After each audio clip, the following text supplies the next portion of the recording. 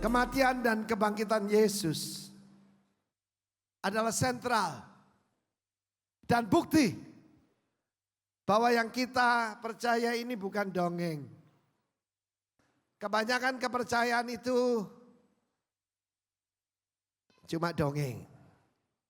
Tapi mujizat kebangkitan itu tidak terbantahkan, saudara. Tidak ada orang mau mati untuk sebuah dusta. Semua para rasul mengalami kematian sebagai martir. Tapi Yesus tidak mati sebagai martir. Kita jangan gagal faham. Dia memilih disalib. Dalam perjamuan kudus nanti kita akan nyanyi. Dia memilih disalib. He chose to die. He chose to be rejected. Saudaraku, mari buka bersama saya Matius 21. Kemarin kita baca satu artikel, ada orang-orang marah karena daun palem mengganggu iman mereka. Daun palem bisa mengganggu imannya orang. Bukan daun kelor, saudara. Daun palem. Itu namanya terlalu. Ada apa dengan daun palem itu? Kita baca Matius 21, saudara kekasih. Itu yang disebut Palm Sunday yang minggu lalu. Ya saudaraku, dirayakan di seluruh dunia. All over the world. Orang percaya Tuhan Yesus hampir sepertiga penduduk di atas muka bumi ini. Bagaimana orang percaya bahwa itu Allah yang jadi manusia, lahir sebagai orang miskin, lahir juga cuma jadi tukang kayu yang bangun-bangun rumah, adalah Allah sendiri. Kalau bukan itu pekerjaan Roh Kudus. Berapa banyak saudara percaya Yesus adalah Tuhan, angkat tangan saudara. Amen. Karena saya ajarkan pada anak-anak sekolah minggu, sekali Yesus tetap Yesus. Amen. Sekali Yesus tetap Yesus. Matius 21 tolong tampilkan. Ketika Yesus dan murid-muridnya telah dekat Yerusalem dan tiba di Betfage yang terletak di Bukit Zaitun, Yesus menyuruh dua orang muridnya dengan pesan, pergilah ke kampung yang di depanmu dan di situ kamu akan segera menemukan seekor keledai betina tertambat dan anaknya ada dekatnya. Lepaskanlah keledai itu dan bawalah keduanya kepadaku. Nah, jika ada orang menegur kamu, katakanlah Tuhan memerlukannya. Ia akan segera mengembalikannya. Hal itu terjadi supaya genaplah firman yang disampaikan oleh para nabi. Katakan kepada putri Sion, lihat rajamu datang kepadamu. Ia lemah lembut dan mengendarai seekor keledai beban yang mudah. Kalau raja datang naik keledai maksudnya damai. Kalau raja datang naik kuda, dia maksudnya untuk perang. Yesus datang pertama masuk Yerusalem naik keledai maksudnya shalom. Because he's the prince of shalom. Dia datang buat damai. Tetapi dia akan datang kembali dan akan menghabiskan musuh-musuhnya mengendarai kuda. Amen. Maka pergilah murid-murid itu dan berbuat seperti yang ditugaskan Yesus kepada mereka. Mau berhasil? Kalau mau berhasil lakukan yang Tuhan suruh. Amen. Mereka membawa keledai betina itu bersama anaknya. Lalu mengalasinya dengan pakaian mereka dan Yesus pun naik ke atasnya. Orang banyak yang sangat besar jumlahnya menghamparkan pakaiannya di jalan. Ada pula yang memotong ranting-ranting dari pohon-pohon dan menyebarkannya di jalan. Dan orang banyak yang berjalan di depan Yesus dan yang mengikuti dia dari belakang berseru katanya, Hosana bagi anak Daud, diberkatilah dia yang datang dalam nama Tuhan. Baruch haba Bashem Adonai, blessed is he who come in the name of the Lord. Hosana di tempat yang maha tinggi, kata maha tinggi. Dan ketika dia masuk Yerusalem, gemparlah seluruh kota itu. Dan orang berkata, siapakah orang ini? Dan orang banyak itu menjawab, inilah Nabi Yesus dari Nazaret di Galilea. Lalu Yesus masuk ke bait Allah dan mengusir semua orang yang berjual beli di halaman bait Allah. Yang membalikkan meja-meja penukar uang dan bangku-bangku pedagang merpati dan berkata pada mereka, ada tertulis rumahku akan disebut rumah doa, tapi kamu menjadikannya sarang penyamun. Maka datanglah orang-orang buta dan orang-orang timpang kepadanya dalam bait Allah itu, dan mereka disembuhkannya. Tetapi ketika imam-imam kepala dan ahli Taurat melihat mujizat yang dibuatnya itu, dan anak-anak yang berseru dalam bait Allah, Hosana bagi anak Daud, hati mereka sangat jengkel. Jengkel di sini marah besar, ngamuk. Engkau dengar apa yang dikatakan anak-anak itu? Perhatikan ini. Kata Yesus pada mereka, aku dengar. Belum pernahkah kamu baca dari mulut bayi-bayi dan anak-anak yang menyusu, engkau telah menyediakan puji-pujian. Lalu dia meninggalkan mereka dan pergi keluar kota ke Betania dan bermalam di situ. Saudara yang kasihan Tuhan, ini pengetahuan umum. Coba tampilkan ada foto seseorang. Saudara tahu siapa dia? Ada yang tahu? Siapa? Cuma sedikit yang tahu. Ini Bung Karno tanpa baju safari, tanpa tongkat komando, tanpa peci, saudara. Ya, katakan pada suamimu kamu lebih ganteng. Ibu Lisa, katakan pada suamimu kau lebih ganteng. Amin. Haleluya.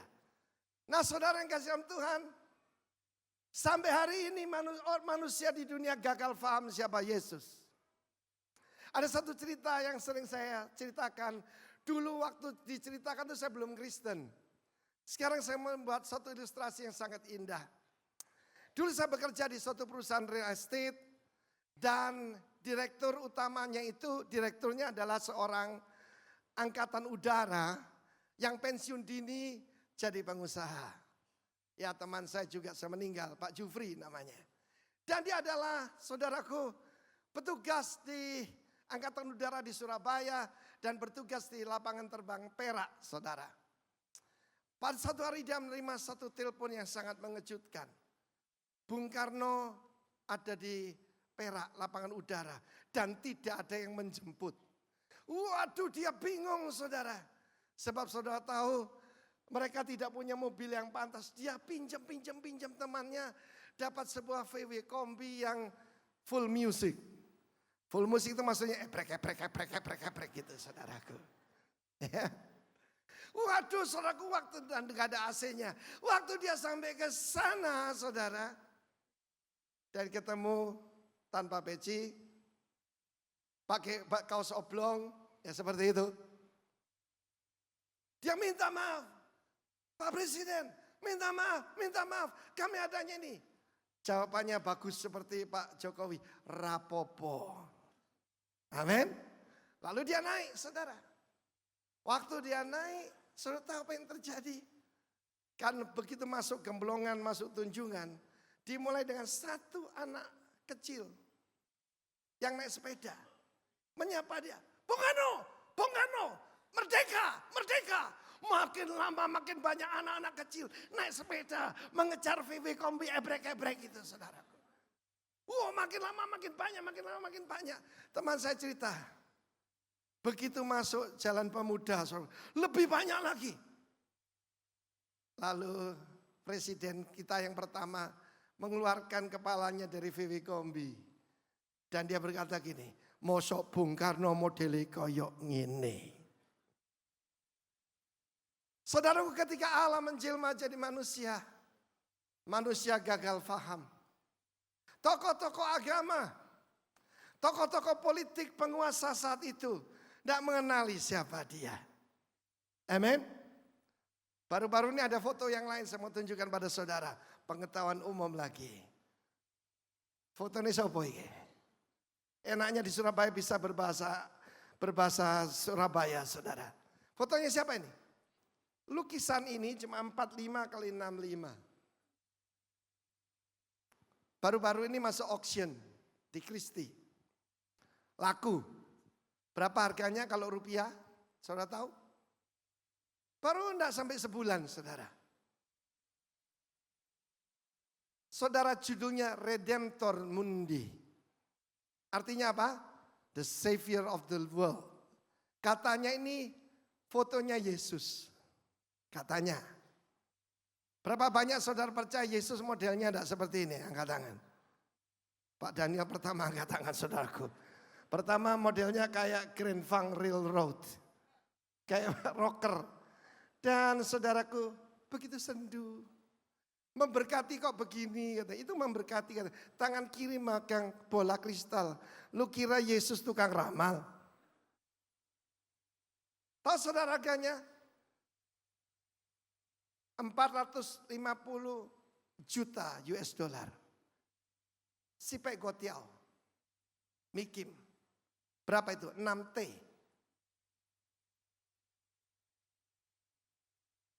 Katanya wajah Yesus. Karena yang melukis Leonardo da Vinci. Kata Rasul Paulus, Galatia 4 ayat 19, aku mengalami sakit bersalin sampai wajah Kristus ada padamu. Tuhan mau wajah Kristus ada pada kita. Kakek saya memberi nama saya bagus, salah satu dari tadi saudaraku 9 buah roh itu nama saya Jin dan itu kindness. Waktu saya menikah dengan istri saya nama saya diganti. Nama saya jadi Hensyong, kejam sekali saudaraku. Lawannya kindness. Hanya karena Yesus saya ada di mana saya ada sekarang. Saudara yang kasih Tuhan, mereka gagal paham bahwa itu ada satu nubuatan. Hai putri Sion, lihat rajamu. Dia lemah lembut, dia mengendarai seekor keledai beban yang mudah. Saudaraku, saudara tahu tentang keledai? Bukan kedelai ya, keledai. Keledai itu ada satu syarat untuk keledai bisa hidup. Yaitu harus ditebus oleh seekor anak domba. Kalau dia tidak ditebus, kepalanya harus dipuntir. Dibunuh. Keluaran 13 ayat 13. Tetapi setiap anak keledai yang lahir terdahulu, kau tebuslah dengan seekor domba. Tema kita sekarang adalah uang tebusan. The ransom. Harus ditebus dengan seekor anak domba. Jika engkau tidak menebusnya, engkau harus mematahkan apa? Batang lehernya. Tetapi mengenai manusia, setiap anak sulung di antara anak-anakmu lelaki, haruslah kau tebus. Saya masih ingat pendeta Idilio nyuruh orang taruh tangan di atas kepala. Coba semua ikut. Keras enggak? Bukan sini Pak, sini loh. Amin. Karena itu kita ini keras kepala saudaraku. Apa yang dimasukkan keledai? Cuma keledai itu. Ayat berikutnya saudaraku. Kejadian 16 tentang Ismail. Seorang laki-laki yang lakunya seperti apa? Keledai liar. Bukan seperti tapi yang adalah keledai liar. Demikian nanti anak itu tangannya melawan siapa? Semua orang dilawan. Dan tangan tiap-tiap orang akan melawan dia. Dan di tempat kediamannya yang akan menentang siapa? Semua saudaranya. Laki-laki dan juga perempuan yang belum lahir baru. Kita adalah keledai. Saudara, pelajaran moral bisa kita ajarkan waktu ngantar anak mau tidur. Nenek saya memberikan sebuah cerita pada saya. Dan dia akan berpantun begini. Saya, Andrian, adik saya, dan dia berpantun begini. Angkro, angkro, wong lanang doyan cengkaro. Saudara tahu cengkaro itu? Cengkaro itu kayak keledai, jadi kalau disuruh maju dia mundur. Suruh mundur dia maju. Lalu kalau ada orang mau nunggangi dia, dia akan gulung-gulung. Saudara pernah gulung-gulung waktu kecil? Anda sio keledai. Bahkan dalam kitab Ayub dikatakan begini, kalau orang dungu bisa mengerti, maka saudaraku, dia bisa lahir jadi anak manusia. Tapi Ismail, tangannya menentang semua orang, tangannya melawan saudaranya, kerjanya cuma ribut. Dan kita mesti jawab, doyan gitu saudaraku ya. Jadi saudara kerjasama dengan saya, nenek saya tanya. Dia berkata begini, nek doyan ojo lungo-lungo. Jawab, lungo gitu, coba ya latihan ya. Nek doyan ojo lungo-lungo. Ah bagus. Nek lungo ojo ado-ado. Jawab ado, waduh gitu saudaraku. Sebab kita keledai kan. Nek lungo ojo ado-ado. Waduh saudaraku.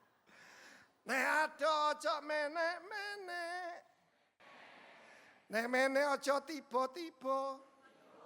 Nek tiba ojo mati-mati. Lalu nenek saya akan berkata gini, nek mati aku kawin maneh. Oh ojo kasih dong. Di situ saya belajar. Manusia itu memang cengkaruk. Saya masih ingat mama saya. Nyo, jangan pulang malam-malam. Enggak apa-apa, saya pulang pagi saudara. Saya masih ingat. Motor saya matiin ya. Motor saya matiin. Saya pikir gak ada suaranya kan. Saya di atas Honda saya.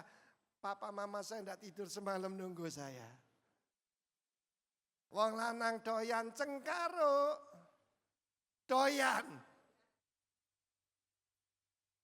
Itulah kebodohan. Dan Yesus menunggangi seekor keledai beban yang mudah.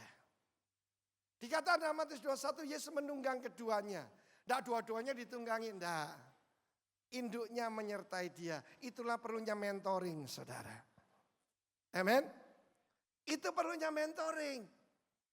Saudara yang kasihan Tuhan, tetapi yang mengenal Yesus, anak-anak kecil di bait Allah berseru, Hosana bagi Son of David. Son of David adalah panggilan orang Israel, setengah gagal paham, kepada Mesias. Saudara lihat, kecil ya. Kan kurang keren ya saudara. Saudara bayangkan, waktu saya kapan itu ngomong-ngomong saya mau beli mobil smart saudara. Yang cuma 2 orang. Maksudnya jalan-jalan dengan istri saya. Waduh Pak, sampean gak pantas Pak naik mobil smart katanya. Ya, dapat mobil bagus saudara ya, bukan smart. Tetapi kalau raja saudara mestinya naik apa? Limusin. Ketika Raja Salman datang ke Bali, Mercedes habis, Alphard habis, 200 Mercedes. Tapi Yesus naik Honda bebek, saudara. Jagoan kan naik Harley Davidson tuh, naik Honda bebek 50 cc. Itulah saudara dan saya. Saudara, menarik sekali. Ternyata aksara Mandarin itu banyak kebenarannya, saudara. Adik saya kedua namanya I, righteousness, kebenaran. Nah huruf righteousness dalam aksara Mandarin itu juga artinya justice, loyalty. Terdiri dari 2 huruf. Yang atas tuh yang, domba. Yang satunya wo, saya. Saya lihat itu. Jadi kalau orang benar itu apa? Lamb over me. Keledai itu ditunggangi Yesus. The Lamb of God. Memang ada domba lain yang sudah dipersembahkan untuk disembelih untuk keledai ini, keledai ini saudaraku. Arifin itu dulu keledai. Saya masih ingat ketika saya sekolah, saya juga heran saya disebut alumni star oleh SMA Petra. Dulu saya tidak pernah mau ikut pelajaran agama. Kalau pelajaran agama saya pergi ke kantin, saudara. Saya masih ingat, saya sangat kurang ajar, keledai. Tetapi pada waktu ujian akhir SMA, Saking mokongnya saya pikir saya pinter, jadi enggak usah ikut peraturan. Saya ke ujian SMA pakai sandal jepit. Saya diusir oleh guru. Kamu tidak menghormati negara. Pulang. Bagaimana pulang, saudara? SMA saya di Kalianyar, rumah saya di Bawean. Terpaksa saudaraku saya merendahkan diri. Yang paling dekat, yang rumahnya di sekolah itu guru agama. Pendeta Yaya Kumala, saudara. Ya, rambut saya gondrong kan, sepatu dulu kan ada haknya The Beatles gitu kan. Saya ketok pintu rumahnya. Om, oh kamu? Si pengacau saudaraku, keledai. Om, bisa pinjam sepatunya om? Saya ujian SMA pakai sepatu pendeta saudara. Kebacut sekarang saya jadi pendeta, tepuk tangan bagi Allah kita. Kalau orang dungu bisa mengerti, anak keledai bisa lahir jadi anak manusia. Jangan bilang persis ya. Ada yang bilang itu persis keledai katanya. Saudara perhatikan, happiness, Syang, adalah sen dengan yang. Mau bahagia? Kenal Allah Bapa dan Putra dan Roh Kudus. Mau bahagia? Ada orang berkata, kalau uangku banyak aku bahagia. Saudara, wanita paling terima warisan paling banyak di dunia adalah Christina Onassis. Dia punya semua villa yang paling hebat di Saint Moritz. Di mana saja saudaraku. Di seluruh dunia. Ya, di Monaco apalagi dia punya istana-istana. Mati bunuh diri. Kalau saya berkuasa saya bahagia. Lihat aja Kim Jong-un. Pernah tersenyum? Tersenyumnya pun berbahaya saudara. You want to have happiness? The Lamb of God. Saya ini dulu sangat pemarah saudara. Sama adik-adik saya panggil saya Will gila. Karena suka marah saudara. Pemarah sekali. Satu hari Yesus jamah hidup saya. I don't have happiness until I met the Father, the Son. Yesus merubah hidup saya. Saudara, cerita tentang Bung Karno itu saya ceritakan kemarin, di samping saya ada pejabat Kementerian SDM. Dan saya cerita tentang Bung Karno pertama. Lalu saya masuk pada Yesus. Hosana itu bukan haleluya. Hosana itu seruan, save us please, save us now. Salvation, bahasa Ibrani Yasha. Katakan Yasha. Yeshua, Juru Selamat. Jehovah, save. Jehovah, Savior. Tuhan, Juru Selamat. Saya menikahi putri dari Pak Yasa Putra. Tadi dia bisingin saya. Ya, saya ini Yasa Putra loh. Ya, saudaraku. Keselamatan tidak ada pada yang lain. Di bawah kolong langit ini hanya ada satu nama yang olehnya manusia boleh beroleh selamat. Hanya di dalam Dia, Yesus. Amin. Saudara, orang banyak berkata, oh sana. Mereka mengharapkan Yesus mengeluarkan kungfunya. Mereka berkata dengan satu kata, badai berhenti, ombak diam, orang mati bangkit. Mereka mengharapkan Yesus itu menyemburkan api. Seluruh tentara Romawi mati. Saudara ingat waktu Yesus bangkit, dia tidak muncul saudaraku. Di benteng Antonia, di mana Pontius Pilatus dan semua tentara Romawi. Dia tidak muncul sana dan dia berkata, habis kamu. Tidak. Sebab Yesus juga mati bagi mereka. Yesus mati bagi orang berdosa. Amin. Dia berkata, hanya orang sakit perlu tabib. Aku datang tidak untuk orang benar. Aku datang untuk orang berdosa supaya mereka diselamatkan. Tepuk tangan buat Yesus. Hosana di tempat maha tinggi. Mau mengalami Yeshua, rendahkan hatimu. Dosa apa paling berat? Kesombongan rohani. Saya tidak perlu juru selamat. Saya cuma perlu ditimbang amal ibadah saya. Saya tidak perlu juru selamat. Saya bisa menyelamatkan diri sendiri. Saudara yang kasih Tuhan, di dalam kitab Ayub saya menemukan ayat tentang ransom. Ada yang tanya pada saya, Pak, The Ransom itu kan nama film katanya.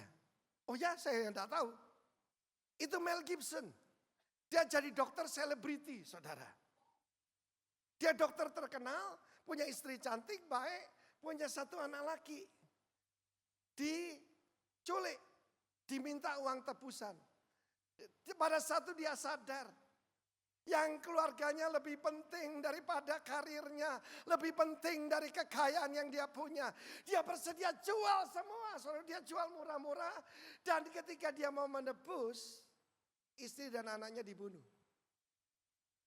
Pada saat itu dia ganti. Dia tahu siapa yang menculik istri dan anaknya. Dia buat sayembara. Siapa bisa motong kepalanya yang bunuh anak saya kasih uang hadiah. Ceritanya begitu. Tetapi saudaraku, bukan itu yang saya mau ceritakan pada saudara. Dia kitab Ulangan pasal 33. Dengan 2 atau 3 cara Tuhan berbicara kepada manusia. Di dalam mimpi, di dalam penglihatan, waktu nyenyak tidur. Tuhan itu Tuhan yang berbicara. Pertama-tama supaya manusia mengurungkan niat jahatnya. Tuhan itu baik, pertama dilirik pakai mata. Lalu saudaraku ditegur lewat mimpi. Dia tegur hati nurani kita. Jangan begitu. Jangan lakukan itu. Supaya manusia tidak mati ditikam pedang. Supaya tidak melanggar hukum. Ditegur. Ditegur tidak bisa saudaraku. Ya, dicita. Dicita tidak bisa dicewer. Dicewer tidak bisa dicambuk. Dicambuk tidak bisa dipentung, saudara.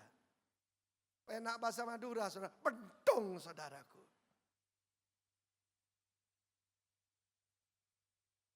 Rupanya banyak yang sedang ditegur Tuhan.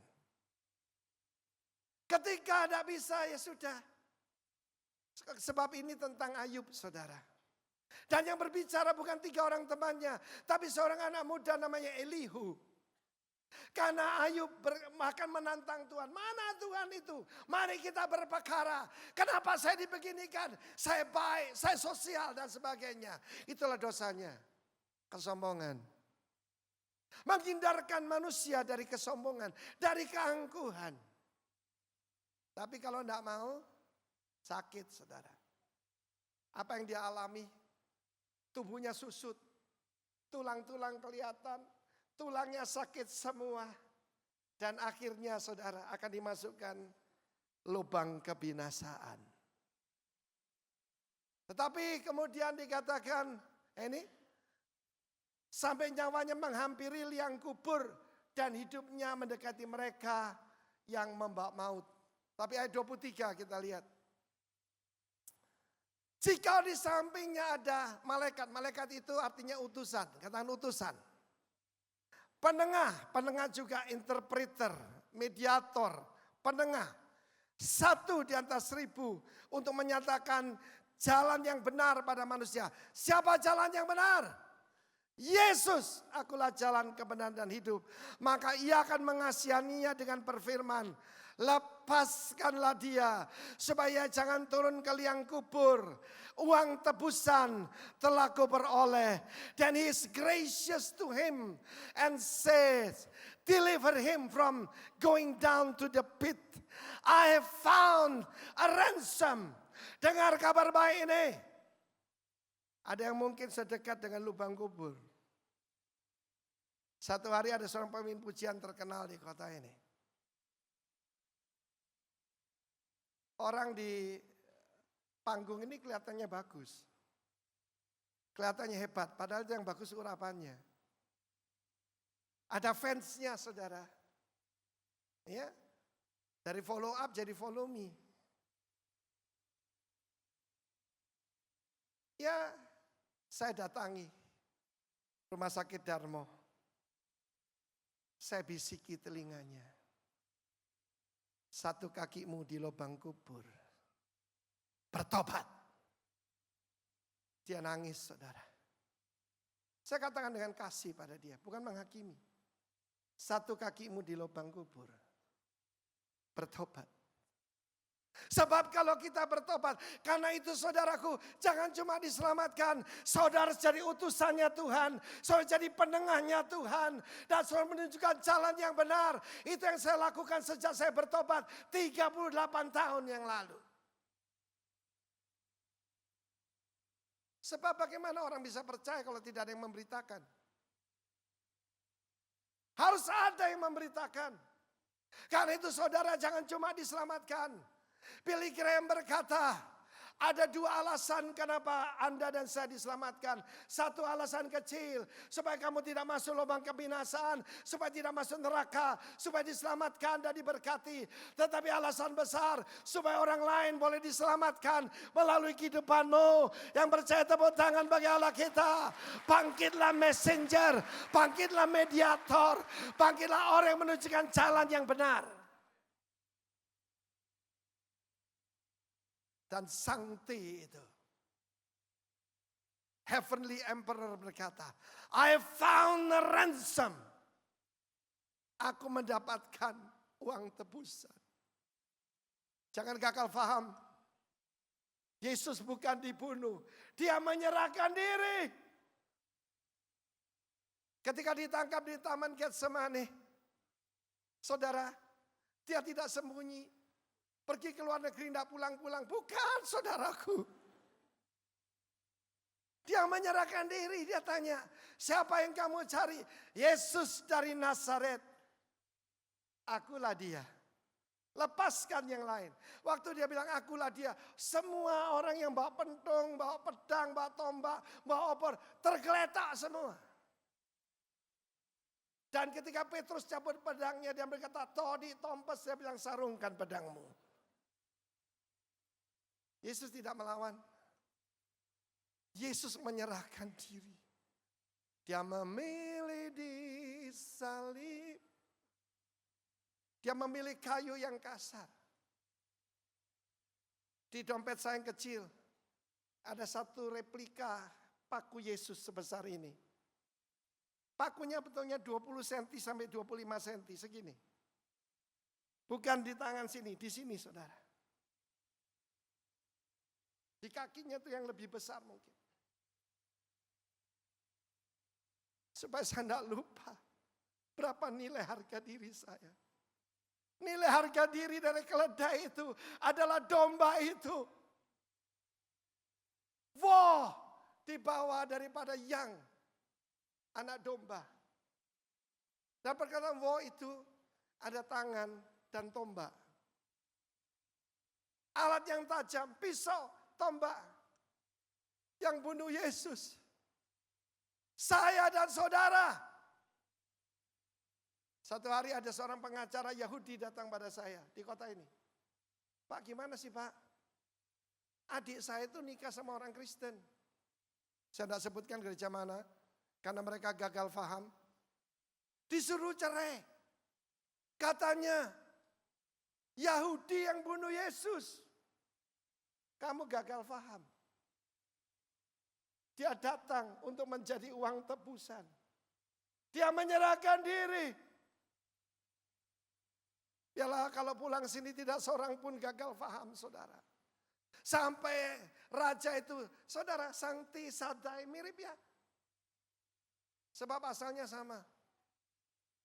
The heavenly emperor said, I found a ransom. Lepaskan dia. Jangan masukkan ke lubang kubur.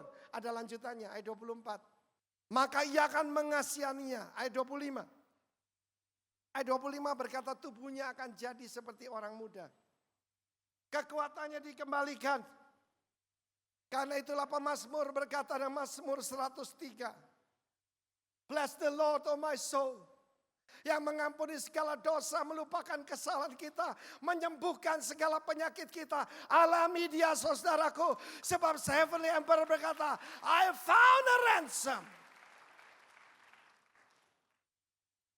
Ketika Yesus melanjutkan perjalanannya kemana? Ke bait Allah. Apa yang dia lihat?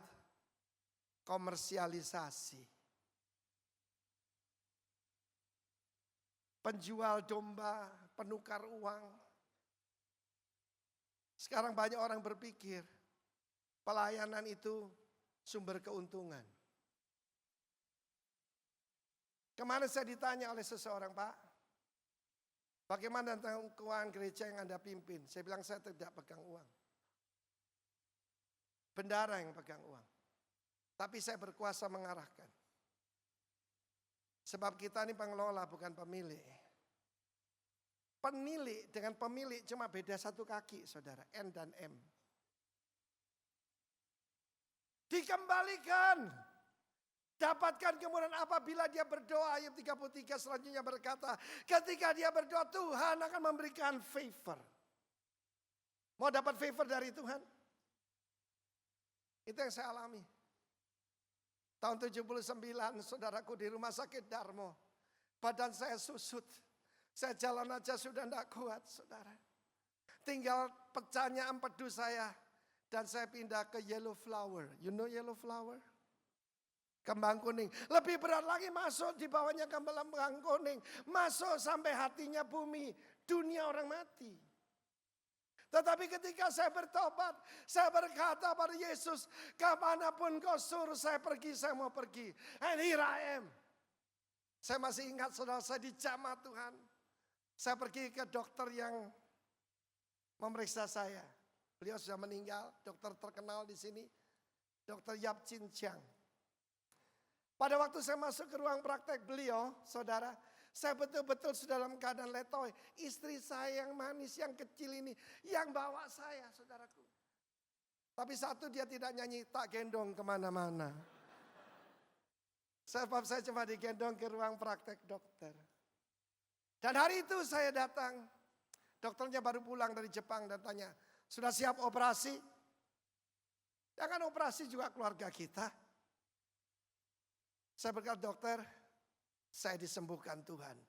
Dia tahu saya dalam keadaan akut kok. Gimana saudara? Panas badan saya itu 40, 41, ini ada Pak Dokter di sini. Disuntik garamisin tidak bisa turun. Dokter bingung saya tidak bisa dioperasi. Saya dijamah Tuhan saudaraku. Dan saya bilang pada dokternya, dokter tekan saja sini. Kalau dulu pegangan saya menjerit kesakitan. Sakitnya sampai di sini saudara. Ketika itu dia pegang pelan-pelan. Loh dokter tekan aja. Yang keras dokter. Dia tekan saudaraku. Saya bebas sama sekali. Here I am. Because he's found a ransom. Untuk keledai yang namanya Arifin.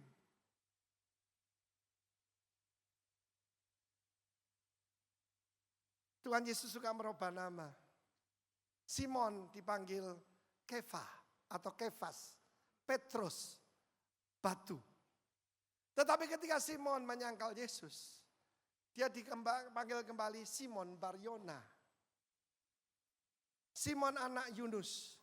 Bukan Yohanes ya, Yunus. Saya masih ingat satu hari saudara. Ya, kebiasaan saya lumayan. Kalau pergi mesti bawa oleh-oleh biar sedikit buat istri saya. Meskipun bilang enggak usah. Tapi mau juga gitu saudara. Saya jalan-jalan di sebuah mall. Dan saya mendengar Arifin. Siapa ini? Tidak ada orang. Arifin. Saya noleh dengan cepat juga tidak ada orang. Sebab waktu itu liburan jadi tutup semua saudara. Kalau nggak hari raya Imlek. Dulu sekarang masih muda. Cuma dulu kan muda sekali. Saya selalu lihat dari bawah sini. Tidak ada orang. Di situ saya tahu yang manggil saya Tuhan. Tapi saya sadar dia tidak panggil saya Timotius. Dia panggil saya Arifin. Artinya saya masih daging, saudara. Saya tunggu dia panggil saya Timotius hambaku. Hari ini saudara, keledai itu ada yang membayar, yaitu domba itu. Anak domba Allah Yesus Kristus. Jangan sia-siakan, saudara berharga di mata Tuhan. Hargamu bukan arloji yang kau pakai, bukan tabungan yang kamu punya. Harga dirimu adalah the ransom, harga yang dibayar oleh anak domba Allah. Tepuk tangan bagi dia. Hargamu sama dengan harga putra Allah. Berserulah hari ini. Hosana, save me. Please, save me now. Terpujilah dia yang datang dalam nama Tuhan. Kesempatan saudara, sebagian besar teman-teman kita percaya dia adalah nabi yang sangat baik. Teman-teman kita di luar sana.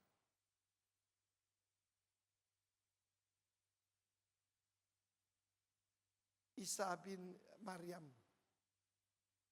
adalah nabi yang sangat mulia. Termulia di seluruh dunia. Melakukan mujizat yang tidak ada orang bisa melakukan. Mereka sudah dekat dengan kerajaan Allah. Mereka cuma perlu melihat wajah Kristus dalam hidup saudara dan saya. Salah satu wajah Kristus muncul dalam hidup kita kalau kita mengampuni. Kalau kita membalas kejahatan dengan kebaikan, wajah Kristus akan muncul. Lukisan salah aja harganya 6T. Beritahu kiri kanan, kamu lebih mahal dari 6T. Beritahu kiri kanan saudara. Kamu sudah dibeli, lunas dibayar. Tepuk tangan bagi Allah kita saudaraku. Engkau berharga di matanya dan mulia sebab engkau ini kepunyaanku. Tidak penting apa yang kita punya. Yang penting siapa yang mempunyai kita. BH-nya Madonna, BH bekas mahal saudara. BH bekas, ya ampun. Oh my God. Pasti ada bolotnya Madonna. Jadi harganya dari siapa yang memiliki. Siapa milik Kristus, angkat tangan saudara.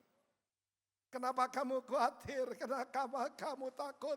Apabila engkau berseru, Tuhan yang memberikan kemurahan kepadamu. Favor upon favor upon favor upon favor.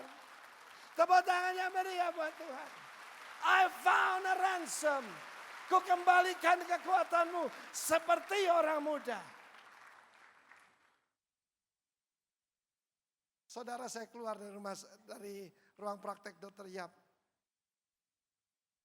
Dia tekan sekeras-kerasnya, enggak apa-apa.